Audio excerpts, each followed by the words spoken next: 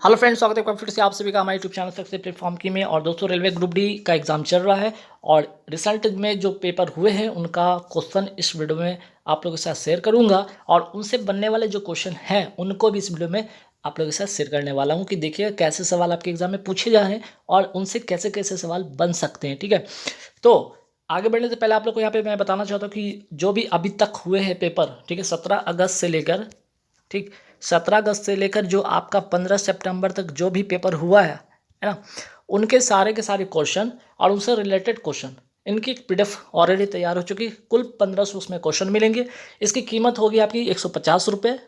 इसको कैसे पे करना है, यहाँ पे देख रहे होंगे एक नंबर, ये नंबर आपका फ़ोनपे नंबर है या गूगल पे नंबर है या पेटीएम नंबर है, और यही नंबर आपका व्हाट्सअप है। मतलब क्या, गूगल पे, फ़ोनपे या पेटीएम के थ्रू पेमेंट करने के बाद उस पेमेंट का स्क्रीनशॉट इस व्हाट्सअप नंबर पे भेजना है, क्योंकि यही व्हाट्सएप है और ये आपका गूगल पे, फ़ोन पे, पेटीएम भी है।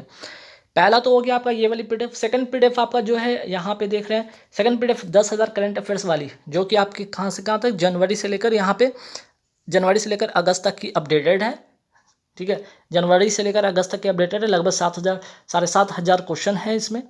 तो अगर आप इसकी पीडीएफ भी लेना चाहते हैं, ये भी पीडीएफ आप ले सकते हैं, ये भी बहुत आपका हेल्पफुल होगा, क्योंकि करंट अफेयर्स के काफ़ी सारे सवाल इस पीडीएफ से आ रहे हैं। तो इसकी भी कीमत है 150 रुपये। पे उसी तरह से करना है। और एक 8,000 क्वेश्चन वाला है पीडीएफ, जिसमें साइंस है, स्टैटिक जीके है और जीके है। इसकी कीमत है 100 रुपये। तो कुल मिलाकर तीनों पीडीएफ अगर हम मिलाते हैं यहाँ पे, तो इसका कीमत हो जाता है 400 रुपीज़। ठीक है, लेकिन अभी आपको ये सिर्फ और सिर्फ 300 रुपीज़ में आपको एक साथ लेने पर मिल जाएगा। जो लोग अगर एक साथ लेंगे उनको 300 रुपये में मिलेगा। अलग अलग पीडीएफ अगर लेंगे तो अलग अलग प्राइस पे मिलने। किसके साथ मिलकर, या महिला एवं बाल विकास मंत्रालय ने यूनिसेफ के साथ मिलकर कौन सा अभियान शुरू किया था? तो आंसर इसका हो जाता है शिक्षा प्रवेश उत्सव अभियान। ये सवाल आपके एग्जाम में बने थे। ठीक है, दूसरा सवाल यहाँ पे देखते हैं कि मेंडलीव की आवर्त सारणी से आपके सवाल आए थे कि इसका आधार क्या है। तो आधार क्या था इसका? एटॉमिक मास, है ना, परमाणु द्रव्यमान पर आधारित था। आता कब है? 1869 में। और किसके लिए स्थान नहीं था इसमें? समस्थानिक के लिए स्थान नहीं था। मोस्ले का भी आवर्त सारणी से रिलेटेड सवाल क्या आया था? ये कब आता है? 1913 में आता है। और इसका आधार क्या है? Atomic number. और इसमें आवर्त और वर्ग कितने हैं? तो कुल आवर्त की संख्या इस पर पूछे तो 7 होगा, और वर्गों की संख्या पूछे तो 18 होगा। मोस्ले की आवर्त सारणी, या जिसे कहते हैं आधुनिक आवर्त सारणी। फिर आपका सवाल बना था रामानुजन पुरस्कार किसे दिया गया? ठीक है, इसका आंसर हो जाएगा नीना गुप्ता। अगर जो लोग मेरे पीडीएफ लिए होंगे करंट अफेयर्स की, बिल्कुल ये सवाल छूटा नहीं होगा 100%। एबल पुरस्कार, ये भी आपके मेरे पीडीएफ में है अवेलेबल, आप देख सकते हैं। ठीक है, पीडीएफ जो लोग खरीदे होंगे जरूर उसमें मैच कराइएगा। ये दोनों एक साथ एक जगह लिखा हुआ था क्वेश्चन। रामानुजन पुरस्कार किसे दिया? नीना गुप्ता को। किस क्षेत्र में? तो गणित के क्षेत्र में। ठीक है, एबल पुरस्कार की मैं बात करूं कि एबल पुरस्कार किसे दिया गया? डेविड सुलेवान को। और ये भी किस क्षेत्र में दिया जाता है? तो एबल पुरस्कार और रामानुजन पुरस्कार दोनों का दोनों गणित के क्षेत्र में ये पुरस्कार दिया जाता है। 31वां सरस्वती सम्मान किसे दिया गया? रामदास मिश्र को दिया गया। किसके लिए? तो मैं तो यहाँ हूँ के लिए दिया गया। वर्ल्डमान पदक किसे दिया गया? आंसर हो जाएगा इसका प्रोफेसर दीपक धर को। तो ऐसे सवाल आपके एग्जाम में बने हैं। फिर आपके रिवर से सवाल बने कि हीराकुंड बांध किस नदी पर है? तो महानदी पर है। कहाँ? ओडिशा में। सवाल आपके इस तरह बन जाए कि महानदी का उद्गम स्थल। देखिए, उद्गम स्थल पूछा गया है, जैसे कि कृष्णा की बात करें, गोदावरी की बात करें, कावेरी की बात करें, है ना। तो महानदी का उद्गम स्थल कहाँ है? तो बस्तर, छत्तीसगढ़ से। तो गोदावरी नदी का उद्गम स्थल क्या है?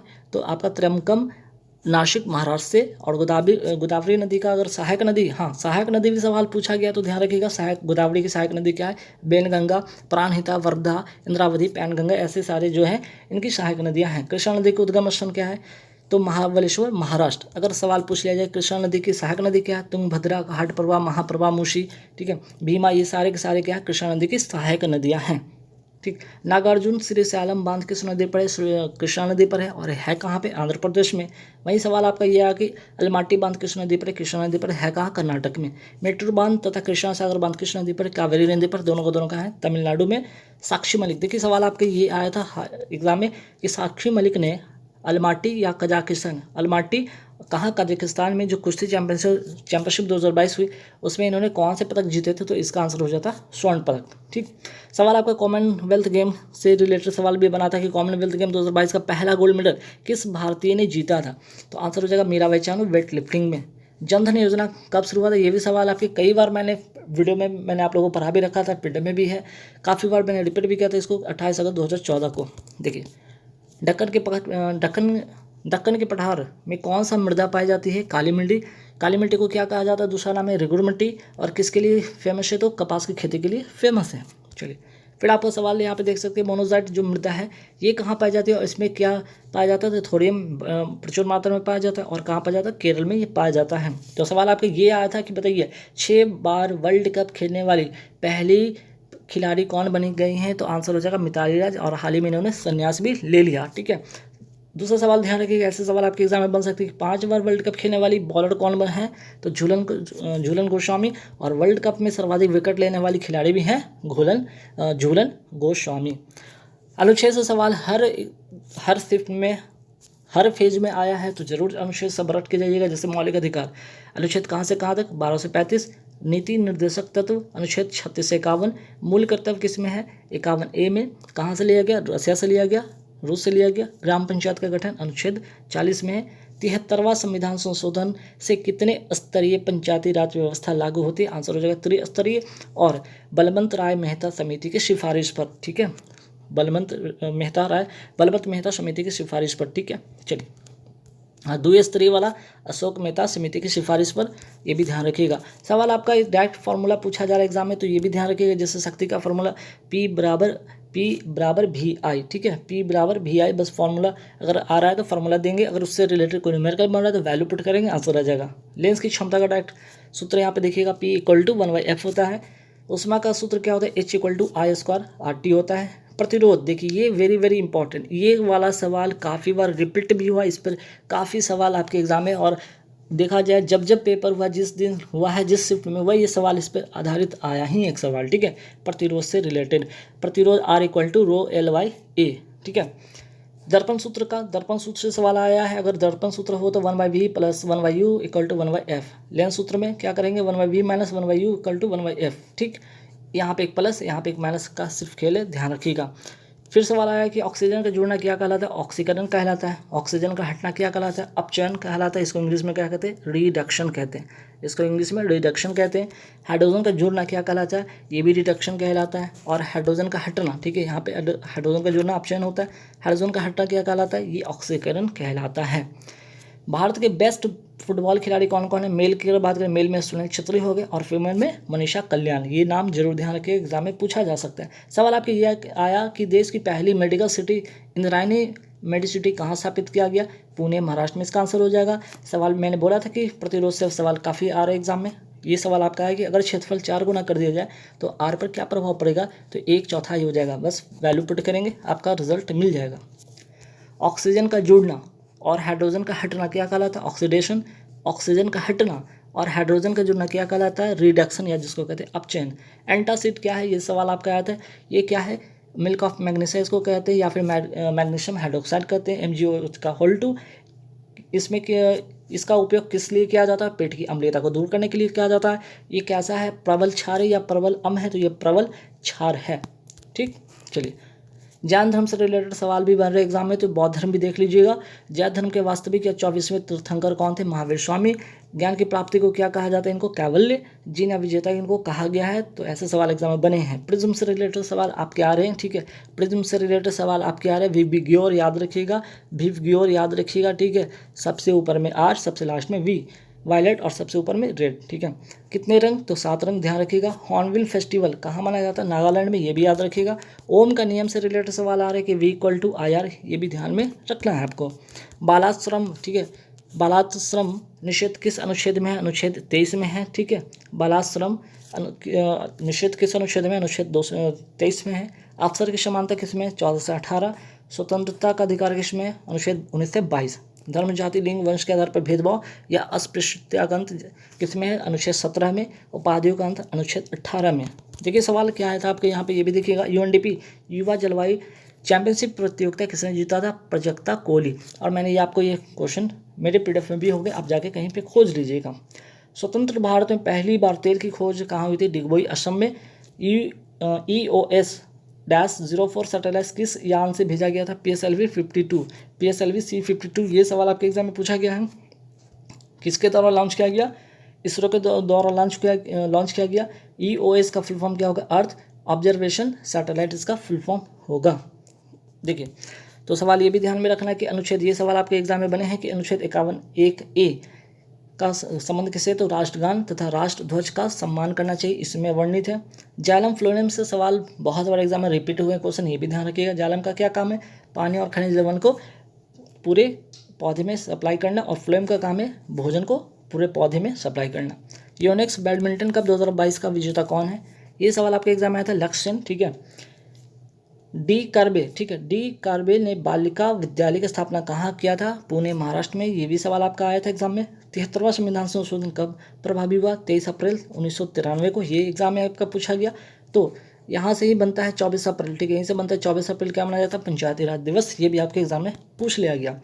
PSLV C-53 से कौन से सैटेलाइट भेजे गए? तो सिंगापुर के 3 सैटेलाइट भेजे गए। ये भी सवाल आपके एग्जाम में बन गया। DSEO न्यूसार स्कूप 1, ठीक है। तो ये भी ध्यान रखिएगा। GSAT-24 किससे लॉन्च किया गया? एरियन 5 रॉकेट से। कहाँ से? फ्रेंच गुआना से। और इसको जो है टाटा को लीज पर इसको दिया गया है।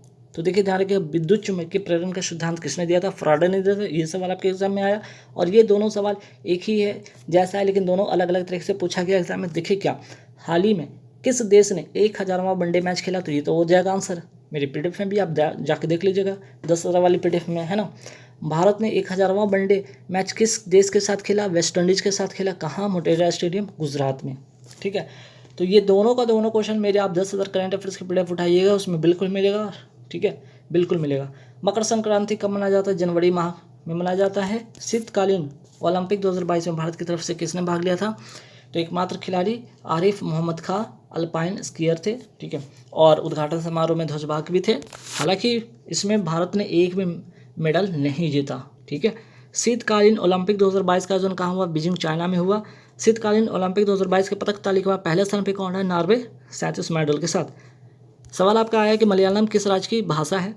किस राज्य की भाषा? केरल की। आपका सवाल है ये बना था कोंकणी किस राज्य की भाषा है? गोवा का। वैल्यूएबल इंश्योरेंस ब्रांड में LIC की रैंक है, ये सवाल आपका आया, 10th रैंक है इसका। 97 संविधान संशोधन का संबंध किससे है? तो भाग 9B से है, इसमें सहकारिता समिति का वर्णन है। भारत के पंचायती राज मंत्री कौन है? गिरिराज सिंह। ये सवाल आपके एग्जाम में पूछ लिया गया। इसके पंचायती राज व्यवस्था से सवाल काफ़ी ज़्यादा एग्जाम में बने हैं। भारत के वर्तमान विदेश सचिव कौन है? तो विनय मोहन क्वात्रा। ये भी मेरे PDF में आप जाके देख लीजिएगा। किसके स्थान पर? हर्षवर्धन श्रृंखला के स्थान पर। एल्युमिनियम का क्या है? बॉक्साइड। हेमेटाइट किसका है? इसके लोहा का। सर्वोत्तम कोयला किसको कहा जाता है? एंथ्रासाइट को। भारत में सर्वाधिक कोयला कौन सा मिलता है? बिटुमिनस, ठीक है, बिटुमिनस। पीच ब्लेंड किसका है? इसके यूरेनियम का। मैग्नेटाइट किसका है? इसके लोहा का। थोरियम किस मृदा में और कहाँ पाया जाता है? तो थोरियम जो है मोनोजाइट और केरल में, ठीक। नेशनल फुटबॉल चैंपियनशिप 2021 कहाँ हुई? ये एग्जाम में आपका पूछ लिया गया करंट अफेयर्स का। केरल में। प्रोपेन में कितने हाइड्रोजन होते हैं? तो अल्केन का सूत्र याद रखें, CnH2n+2, ठीक है। यहाँ पे प्रोपेन है तो कार्बन का वैल्यू क्या होगा? 3 होगा। कार्बन का वैल्यू 3 होगा तो वैल्यू यहाँ पे पुट करिएगा तो आंसर आ जाएगा हाइड्रोजन का 8। 86वां संविधान संशोधन कब का है? 2002 का है। अनुच्छेद 21 इसमें जोड़ा गया, इसी में अनुच्छेद 21A जोड़ा गया। 11वां मौलिक कर्तव्य भी इसी में जोड़ा गया। शक्ति का इकाई पूछ लिया गया। शक्ति की इकाई क्या है? वाट। अश्व शक्ति का जो अश्व शक्ति कितने वाट के बराबर होता है? 746 वाट के बराबर होता है। सवाल आपके लेंस से फिर से आ गया। उत्तल लेंस से प्रतिबिंब बराबर, उत्तल लेंस में प्रतिबिंब बराबर उल्टा और वास्तविक कब बनेगा? जब वस्तु 2F पर होगा। कोशिका का शक्ति ग्रह किसे कहा जाता है? माइटोकॉन्ड्रिया को। इसमें ऊर्जा ATP के रूप में संचित होता है। तो अनुच्छेद से फिर से सवाल देखिएगा। अनुच्छेद 53 संघ की कार्यपालिका शक्ति राष्ट्रपति के पास होती है। अनुच्छेद 55 राष्ट्रपति का निर्वाचन विधि है इसमें। अनुच्छेद 153 राज्य का एक राज्यपाल होगा। सिंधु नदी जल समझौता कब हुआ था? 1960 में। सिंधु नदी की सबसे बड़ी सहायक नदी चिनाब नदी है। ब्लीचिंग पाउडर का निर्माण किस गैस के प्रवाहित करके किया जाता है? तो आंसर हो जाएगा क्लोरीन गैस, ठीक। और लास्ट सवाल देखिएगा कि महिला फुटबॉल एशिया कप 2022 किसने जीता? चाइना ने जीता। किसको हराकर? दक्षिण कोरिया को हराकर। और ये प्रतियोगिता होती कहाँ पे? मुंबई में। तो क्या ऐसे सवाल आए थे, आप जरूर देख के जाइएगा, एनालिसिस जरूर देखिएगा, आपको बहुत ही फायदा होगा। और हाँ, जाते जाते जिसमें आपको 4 ऑप्शन थे, वन था, झील था, नदी था और धान का खेत था। तो देखिए जो मानव निर्मित होता है उसे कहते हैं कृत्रिम पारिस्थितिकी तंत्र कहते हैं। अब मानव नृत्य जो निर्मित है इसमें से कौन सा है, वो है धान का खेत। ठीक है, बाकी सभी क्या है, प्राकृतिक है, नेचुरल है। जैसे एक्वेरियम भी आपका क्या हो गया, आपका कृत्रिम हो गया। ठीक है, बगीचा या उद्यान जिसको कहते हैं ये भी आपका कृत्रिम पारिस्थितिकी तंत्र हो गया। ठीक है, तो ऐसे सवाल आ रहे, बहुत ज़्यादा टफ नहीं है, पर हाँ कुछ ट्रिकी है जो आपको थोड़ा सोचना पड़ेगा, लेकिन डेफिनेटली सॉल्व हो जाएगा। देखिए एक और सवाल क्या आया था, देखिए यदि किसी वस्तु का वेग आधा कर दिया जाए, अभी तो आपने पढ़ा होगा कि बहुत सारे बुक में ऐसा भी आया है कि वेग दुगना कर दिया जाए। एनसीईआरटी क्या कर रही है, आपको क्या कर रही है, जहाँ दुगना है उसको आधा कर दिया जा रहा है। बात तो वही है ना, यदि वेग आधा कर दिया जाए तो गतिज ऊर्जा पर क्या प्रभाव पड़ेगा। आपको पता है काइनेटिक एनर्जी का फॉर्मूला क्या था, हाफ एम वी स्क्वायर। अब यहाँ पे क्या किया गया कि भी को क्या कर दिया गया, यहाँ पे बोला गया आधा कर दिया गया। ठीक है, अगर भी को आप आधा कर देते तो क्या हो जाता है, काइनेटिक एनर्जी जो होगा 1/4 हो जाएगा, है ना, क्योंकि 1/2 का होल स्क्वायर होगा 1/4, तो 1/4 हो जाएगा। यदि किसी वस्तु का वेग दुगना कर दिया जाए, चलिए अगर v यहाँ पे 2 रख देते हैं तो क्या हो जाएगा, काइनेटिक एनर्जी 4 गुना हो जाएगा, है ना। तो ऐसे सवाल एग्जाम में बढ़ रहे तो ध्यान से जाइए पढ़कर। ठीक है, डेफिनेटली आपका अच्छा मार्क्स आएगा। कौन सी धातु, ठीक है, कौन सी धातुओं को क्षार धातु कहते हैं। अब देखिए क्षार धातु जो है आपका ग्रुप ए। ठीक है, ग्रुप अगर बात करें ग्रुप 1 की मैं बात करूँ, ये जो है ग्रुप 1 जो आप पीरियोडिक टेबल देखे होंगे, पीरियोडिक टेबल इस तरह से देखे होंगे ना, तो इसमें जो पहला ग्रुप है यही है क्या आपका, सिर्फ हाइड्रोजन को लेकिन छोड़कर। ठीक है, हाइड्रोजन को छोड़कर lithium, sodium, potassium, rubidium, caesium. ठीक है, ये सारे के सारे क्या हैं, क्षार धातु हैं। तो सवाल क्या आया था कि कौन सी धातु, ठीक है, कौन सी धातु जल से अभिक्रिया कर ऑक्साइड बनाएगा, कौन सी धातु जल से अभिक्रिया करके ऑक्साइड बनाएगा। उसमें ऑप्शन तो इस तरह से दिया हुआ था जिसमें कि मेटल भी था, नॉन मेटल भी था, है ना, मेटोलाइट भी था इस तरह से। तो आपको यहाँ पे ध्यान देना था, एक ऐसा ऑप्शन डाला था जहाँ से आपको पिक करना था। तो क्षार धातु अगर पता है तो क्या होगा, क्षार धातु अगर जल से अभिक्रिया करेगा तो क्या बनाएगा, ऑक्साइड बनाएगा। और अगर इस तरह से ऑप्शन में आएगा तो आप एलिमिनेट करके भी आप इसको कर सकते हैं। किस क्षार धातु का गलनांक सबसे कम होता है, तो सीजियम का सबसे कम गलनांक होता है। जैसे पीरियोडिक टेबल में ऊपर से नीचे के क्रम में आएंगे, जो क्षार धातु उसका गलनांक क्या होगा, सबसे कम होगा। ठीक है, नेक्स्ट सवाल पे आते हैं, भूकंप आने से पहले किस गैस का रिसाव होता है, रेडॉन का होता है। ठीक, ट्यूबलाइट में कौन सी गैस भरी होती है, तो ऐसे सवाल बन सकते हैं, ध्यान रखिएगा, आर्गन तथा पारे की वाष्प। ठीक है, जो कि आर्गन कैसा गैस है, एक अक्रिय गैस है। ग्रुप अगर बात करें वर्ग 18 में है, वर्ष सारणी का या शून्य वर्ग इसको कहते हैं। किस गैस को स्ट्रेंजर गैस कहा जाता है, जीनोम को। ठीक है, ये भी आपका अक्रिय गैस है, वर्ग 18 में शामिल है। तो तीनों के तीनों क्या है, आपके अक्रिय गैस है, ध्यान रखिएगा। ओजोन परत में छिद्र का जिम्मेदार कौन प्रदूषक है, तो CFC अर्थात क्लोरोफ्लोरोकार्बन। ठीक है, क्लोरोफ्लोरोकार्बन, इसका दूसरा नाम क्या है, फ्रियॉन। और ये कहाँ पाया जाता है, रेफ्रिजरेटर या शीतलक में आपको पाया जाता है। अब बात करते हैं कि देखिए ओजोन में छिद्र, इसकी खोज किसने किया था, फोरमैन ने किया था। इसको भी ध्यान रखना है। अब आइए IPL से सवाल आया था एग्जाम में। देखिए IPL से मोस्ट इंपॉर्टेंट, तो IPL का मेरी PDF अगर जो लोगों ने खरीदा होगा, जो लोगों ने मेरी PDF अगर 10,000 करेंट अफेयर्स वाली अगर PDF खरीदा होगा, जिसमें कि आपको सारे के सारे 7,000 से भी ज़्यादा उसमें क्या है, करंट अफेयर्स स्ट्रेटेजी के, अगर ये PDF आपने लिया होगा तो डेफिनेटली आपको एक भी सवाल छूटा नहीं होगा इससे। ठीक है, चाहे IPL से या कोई भी आपका योजना से हो, स्पोर्ट्स से हो, कोई भी सवाल नहीं छूटा होगा। अगर जो लोग अभी भी नहीं लिए, जिनका अभी एग्जाम है, बिल्कुल आप इसे परचेज कर ले, 100 रुपये में मात्र मिल जाएगा। ठीक है, चलिए, तो यहाँ पे क्या है, IPL एक तो पहला बात है कि 2022 वाला जो IPL था, ये कौन सा संस्करण था, ये तो 15वां संस्करण था, ये याद रखिएगा। इसके पहले वाला कौन सा था, 14वां था संस्करण। ठीक है, 21 वाला क्या था, आपका 14वां संस्करण था, ध्यान रखिएगा। IPL में सर्वाधिक 6,000 रन, ये IPL 2022 नहीं पूछा है, सिर्फ आपको पूछा है IPL में सर्वाधिक 6,000 रन बनाने वाला पहला खिलाड़ी कौन बन गया, विराट कोहली। अगर सवाल ऐसा आया होगा कि IPL 2022 में सर्वाधिक रन किसने बनाया, देखिए दोनों सवाल अलग अलग है, तो जॉस बटलर, ध्यान रखिएगा। ठीक, चलिए, मुख्य न्यायाधीश की नियुक्ति का वर्णन किस अनुच्छेद में है, देखिए ये सवाल आया था, अनुच्छेद 124 अनुच्छेद, आर्टिकल जरूर पढ़ के रखिएगा। ठीक है, आर्टिकल जरूर ध्यान में रखिएगा, सवाल आ रहे हैं, है ना। तो अच्छा, अगर बात कर लीजिए मुख्य न्यायाधीश को शपथ कौन दिलाता है? राष्ट्रपति दिलाते हैं। और राष्ट्रपति को शपथ कौन दिलाता है? मुख्य न्यायाधीश दिलाते हैं। बस एक दूसरे को ये शपथ दिलाते हैं, ध्यान रखिएगा। वर्तमान में भारत के मुख्य न्यायाधीश कौन है? तो यू ललित है। कौन से क्रम के? 49 है। इसके पहले कौन थे? NV रमन्ना थे। कौन से क्रम के? 48वें थे।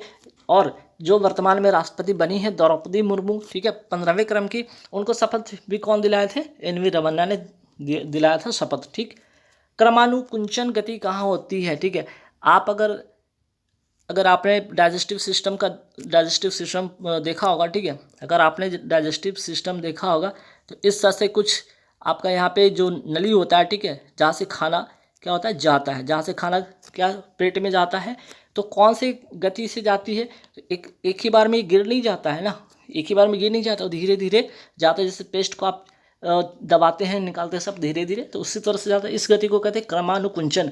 और ये होता है कहाँ पे? ग्रासनली, जिसको कहते हैं इंग्लिश में एसोफेगस कहते हैं। ठीक है, चलिए एक सवाल इस तरह से याद है, अमाशय में कौन सा अम्ल पाया जाता है? ये तो सभी को पता है, HCl पाया जाता है। और ये क्या करता है? प्रोटीन के पाचन को एक्टिवेट करता है। तो इससे एक सवाल बना था जो कि आगे देखिएगा क्या है। पेप्सिन एंजाइम ये कहाँ पे पाया जाता है? अमाशय अर्थात स्टमक, पेट में पाया जाता है। ये प्रोटीन को पेप्टोन में तोड़कर क्या करता है? पाचन करता है। ठीक है, तो आपका यहाँ पे सवाल है कि रेनिन ये अमाशय में पाया जाता है। ये दूध को पचाने के लिए उपयोगी होता है, ध्यान रखिएगा। प्रोटीन के पाचन के लिए, देखिए ये सवाल आया था, प्रोटीन के पाचन के लिए HCl जो होता है, हाइड्रोक्लोरिक एसिड जो है आपका, ठीक है, HCl किस एंजाइम को एक्टिवेट करता है? तो आंसर होगा पेप्सिन। ठीक, यही सवाल आया था, पेप्सिन। और ये पेप्सिन क्या करता है? प्रोटीन का पाचन का काम करता है। और HCl जो है किसको एक्टिवेट करता है? इसी पेप्सिन को एक्टिवेट करता है, ताकि क्या करे? वो प्रोटीन को पाचन करे। प्रोटीन किसका बहुलक है? इससे रिलेटेड सवाल बनेगा, जो ध्यान रखिएगा। और प्रोटीन से होने वाला रोग, 2 रोग ध्यान रखिएगा, एक तो क्वासिकोर, दूसरा मैरामस। ठीक है, अब देखिए आवर्त सारणी से सवाल क्या बन सकते हैं कि शून्य वर्ग, इसी को कहते हैं अक्रिय गैस, इसी को कहते हैं नोबल गैस। आवर्त सारणी के किस वर्ग को कहते हैं? वर्ग 18।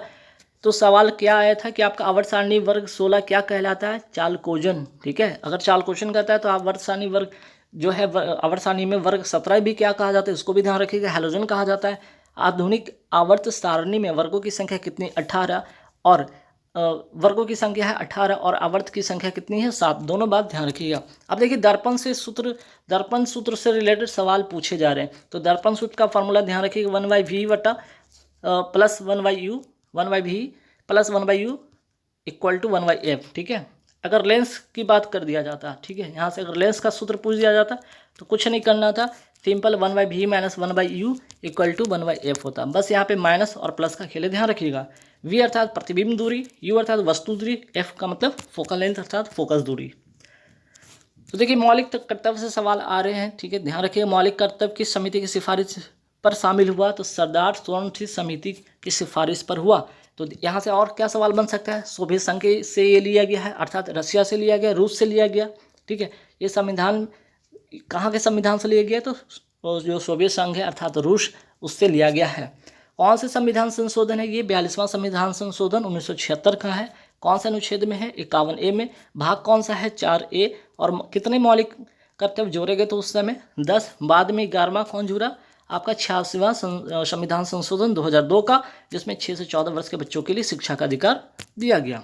नेक्स्ट सवाल पे आते हैं। जो सवाल पूछा गया, पंचायती राज का त्रिस्तरीय रूप किसने दिया था? देखिए ये सवाल आया था, और इससे मैंने इसके पहले वाले जो मेरे 5-6 वीडियो जरूर देख लीजिएगा।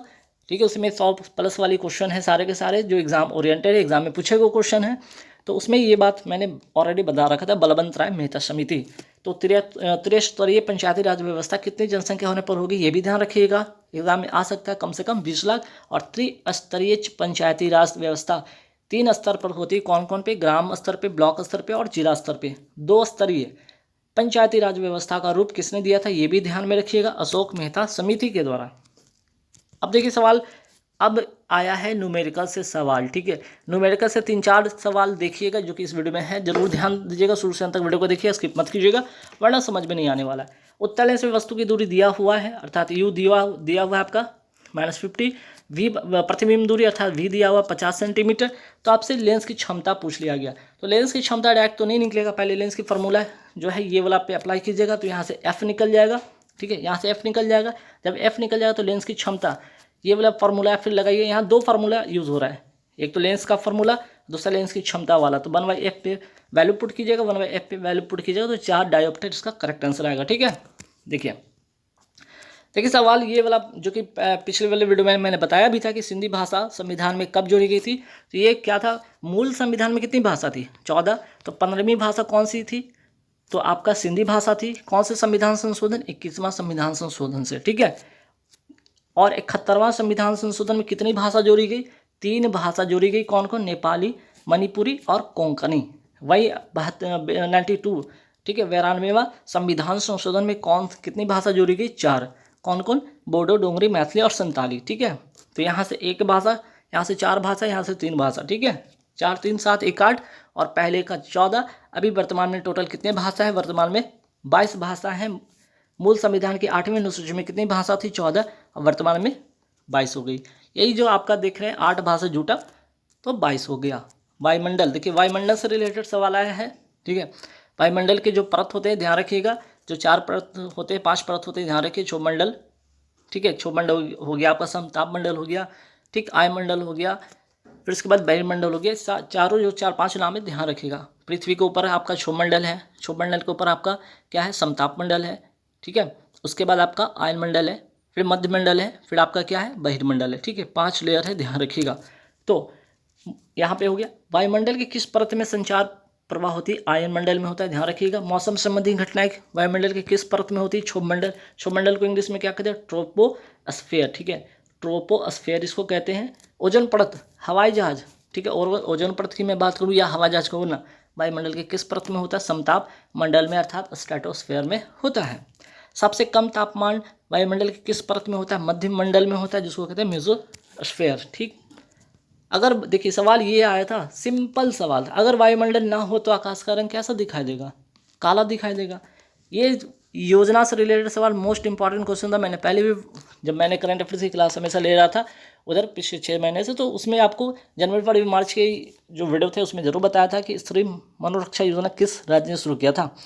तो इसका आंसर हो जाता बेंगलुरु, कर्नाटक। ठीक है, तो योजना सारे पढ़ लीजिएगा मेरे वीडियो में या PDF में, सारे के सारे योजना एक साथ लिखे हुए हैं, अगर जिनको चाहिए वो खरीद सकते हैं। स्त्री मनोरक्षा योजना किस मंत्रालय के द्वारा शुरू किया गया था, महिला एवं विकास मंत्रालय के द्वारा, और इसके मंत्री कौन है, स्मृति ईरानी। ठीक है, ओम का नियम, देखिए ओम का नियम से रिलेटेड सवाल आ रहा है। वी दे दिया, आई दे दिया तो आर पूछ लिया, आई दे दिया, आर दे दिया तो वी पूछ लिया, तो ऐसे सवाल आ रहे हैं। ठीक है, अब देखिए कौन सा सवाल आया था, एक स्टेशन एक उत्पाद योजना किस मंत्रालय का है, किसने शुरू किया था, तो रेल मंत्रालय ने, और ये 2022-23 के बजट में इसकी घोषणा हुई थी, ध्यान रखिएगा। तो इससे रिलेटेड सवाल क्या बन सकता है, एक जिला एक उत्पाद योजना, एक जिला एक उत्पाद योजना किस राज्य ने शुरू किया, उत्तर प्रदेश। इसकी ब्रांड एम्बेसडर किसे बनाया गया था, कंगना रनौत को बनाया गया था। अल्फ्रेड पार्क में, देखिए ये सवाल आया था, सिंपल सवाल था, अल्फ्रेड पार्क में किसने खुद को शहीद किया था, तो चंद्रशेखर आज़ाद ने। और ये पार्क है कहाँ पे, तो प्रयागराज उत्तर प्रदेश में है। अब देखिए आपका नेशनल पार्क से सवाल आया था, मोस्ट इंपॉर्टेंट, ध्यान रखिएगा। तो नेशनल पार्क से भी आप क्वेश्चन पढ़ लीजिए कि तरोबा नेशनल पार्क कहाँ पे है, महाराष्ट्र में है। तो इससे रिलेटेड क्या सवाल बन सकता है, ये भी ध्यान रखिए। अंशी नेशनल पार्क कहाँ पे, कर्नाटक में। अंशी नेशनल पार्क कहाँ है, कर्नाटक में। सलाल परियोजना किस नदी पर है, चेनाब नदी पर, है कहाँ पे, जम्मू कश्मीर में। माजुली द्वीप कहाँ है, तो ब्रह्मपुत्र नदी पर, कहाँ पे, असम में। सेला सुरंग ये कहाँ है, अरुणाचल प्रदेश में। तो देखिए आवर्त सारणी से क्या सवाल बन सकते हैं कि आवर्त सारणी में कितने वर्ग और कितने आवर्त हैं, 18 वर्ग और 7 आवर्त हैं। अब देखिए ये सवाल आया था कि 20 ओम तथा 30 ओम को समांतर क्रम में जोड़े, ये इसकी फार्मूला है, इस पर वैल्यू पुट कीजिएगा, आपका आर क्या वैल्यू आ जाएगा। ठीक है, 12 ओम। इसी तरह से देख लीजिएगा, आपका सिंपल सवाल आया था कि आपका प्रतिरोध दिया हुआ था, वोल्ट दिया हुआ था, तो धारा ज्ञात करना था। तो आई का क्या फॉर्मूला आता है, मैंने बताया था ओम का नियम, V = IR होता है। तो आई अगर निकालना है तो V/R, V का वैल्यू 60 है, R का वैल्यू 12 है, डिवाइड कीजिएगा 5 आएगा, तो आई अर्थात की धारा का वैल्यू क्या होगा, 5 एम्पियर, इसका आंसर होगा। अब देखिए गोली दर्पण, अब देखिए दर्पण से सवाल क्या आया था कि वक्रता त्रिज्या, एक गोली दर्पण की वक्रता त्रिज्या 24 सेंटीमीटर है, तो दर्पण की फोकस दूरी ज्ञात करना था, सिंपल है। F बराबर क्या होता है, फॉर्मूला मैंने बताया था, F बराबर 2R होता है। ठीक है। फोकस दूरी एफ बराबर r/2 होता है, सॉरी एफ बराबर r/2 होता है, अर्थात फोकस जो दूरी होती है त्रिज्या की क्या होती है, आधी होती है, या त्रिज्या क्या होती है, फोकस दूरी की दुगनी होती है। ठीक है। अब सिंपल था कि फोकस दूरी निकालना है तो r का वैल्यू पुट कीजिए तो आपको आंसर मिल जाएगा, है ना, 12 सेंटीमीटर। देखिए, आगम का संबंध किस धर्म से, जैन धर्म से।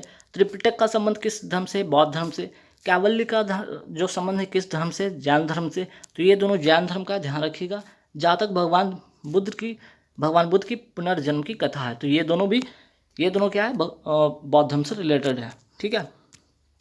अब देखिए सवाल क्या आता है, उत्तल लेंस में प्रतिबिंब वास्तविक, उल्टा और वस्तु के बराबर कहाँ रखने पे बनेगा। तो सवाल ऐसे भी बनेगा तो 2f पर जब रखा जाएगा तो बनेगा। ठीक है, लेंस के कहाँ पे 2f पर रखा जाएगा तो बनेगा। ठीक, ये ध्यान में रखिएगा। कहाँ पे बनेगा, वास्तविक, उल्टा और वस्तु के बराबर 2f पर। लेकिन सवाल ये आता है कि उत्तल लेंस में प्रतिबिंब वास्तविक, उल्टा, छोटा बनाने के लिए वस्तु को कहाँ पर रखना होगा, तो आंसर होगा इसका 2f तथा अनंत के बीच में, अर्थात यहाँ पे ये होगा। ठीक है। चलिए, महिला, ये वाला सवाल आया था, महिला आयोग की वर्तमान अध्यक्ष कौन है, रेखा शर्मा है, ध्यान रखिएगा।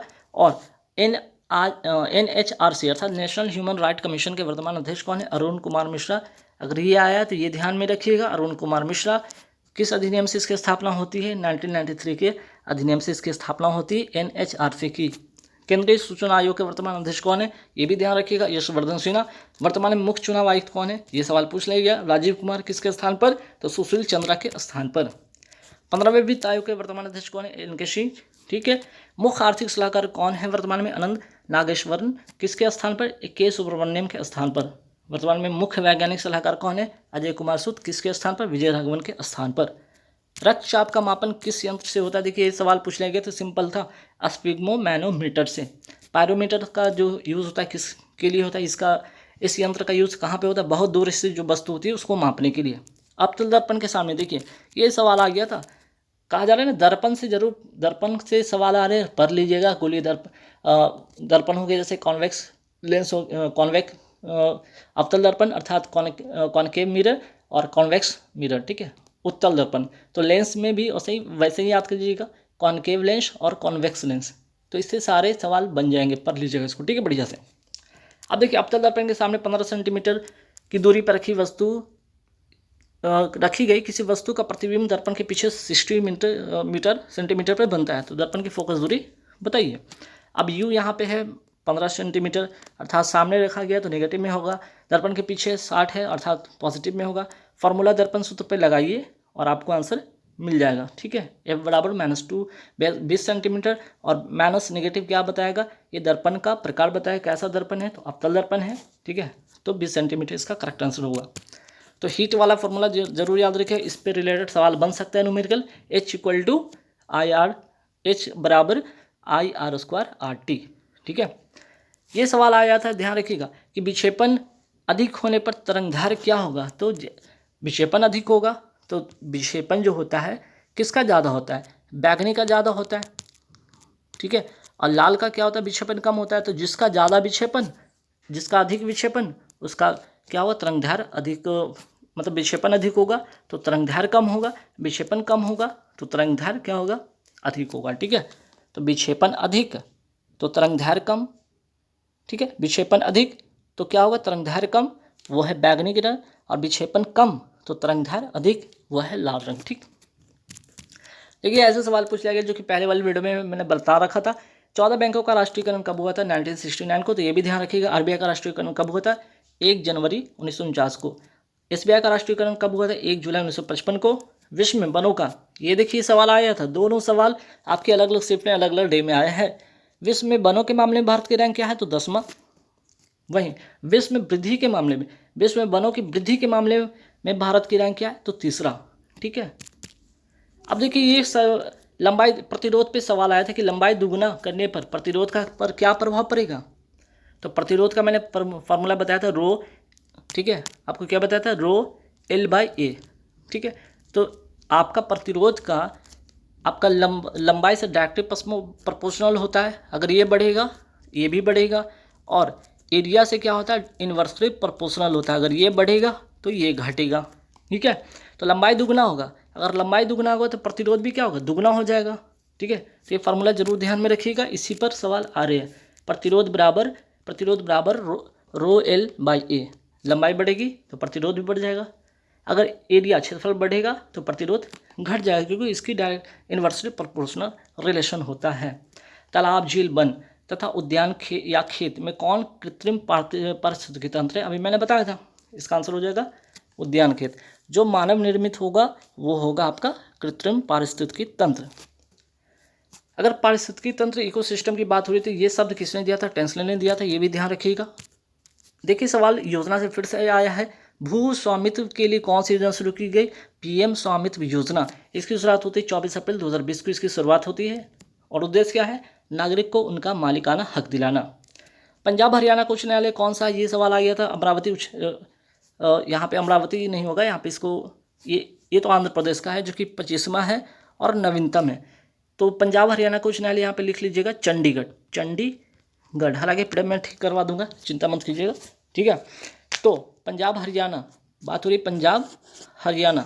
ठीक है, तो पंजाब हरियाणा उच्च न्यायालय कौन सा है, चंडीगढ़ है, और आंध्र प्रदेश में कौन सा है, नवीनतम 25वां अमरावती उच्च न्यायालय। ठीक, पुरुष हॉकी, देखिए पुरुष हॉकी का ये सवाल आया था, पुरुष हॉकी एशिया कप 2022 का खिताब किसने जीता था, ये तो सभी को पता होगा कि पुरुष हॉकी एशिया कप 2022 का खिताब किसने जीता, दक्षिण कोरिया।